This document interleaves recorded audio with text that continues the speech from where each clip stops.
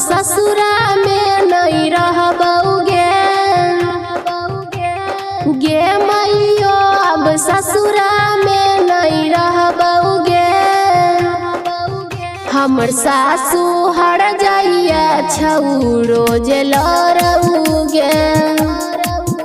हमर सासू हर जाइया छऊ रोज लड़ौगे गे मैयो अब ससुरा में नहीं रहबौगे गे मैयो अब ससुरा में नहीं रहबौगे। हमर सासू हर जाइया छऊ रोज लड़ौगे। हमर सासू हर जाइया छऊ रोज लड़ौगे। माँ लक्ष्मी रिकॉर्डिंग स्टूडियो बहेड़ी।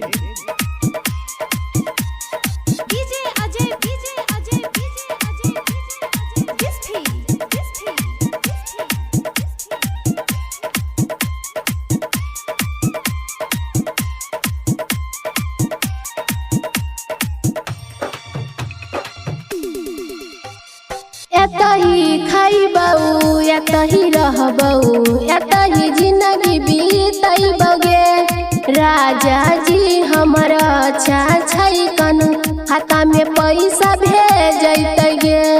एतही खैबऊ एतही रहबऊ एतही जिंदगी बीतैबगे।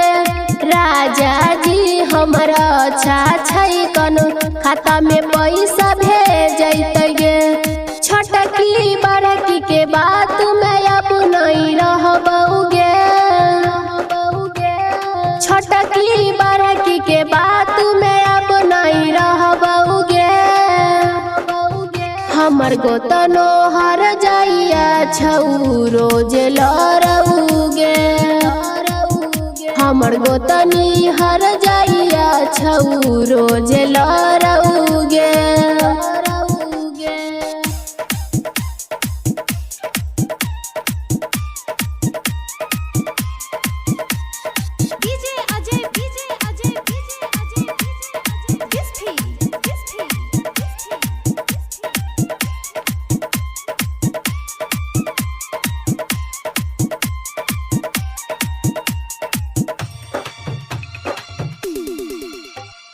बड़की गोतनी साँझे भोरे करे छऊ गजन गे।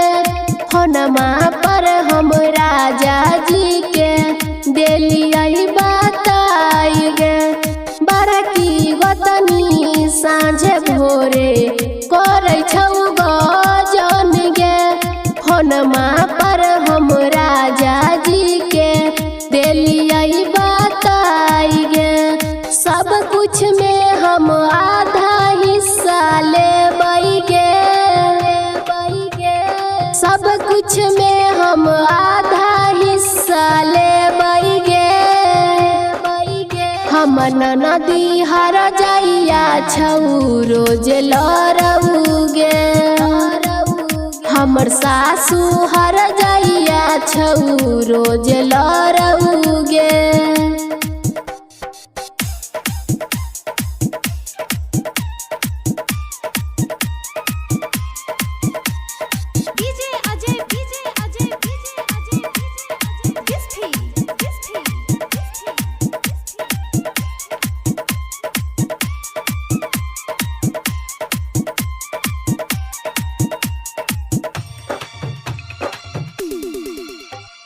ससुरा में हमारा से लड़ोगे गजन बरी करोगे।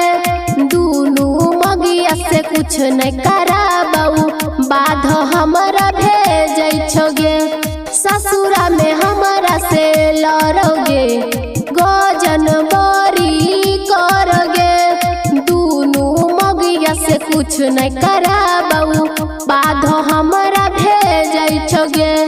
ससुर भसुर के बात नया हम मनबौगे।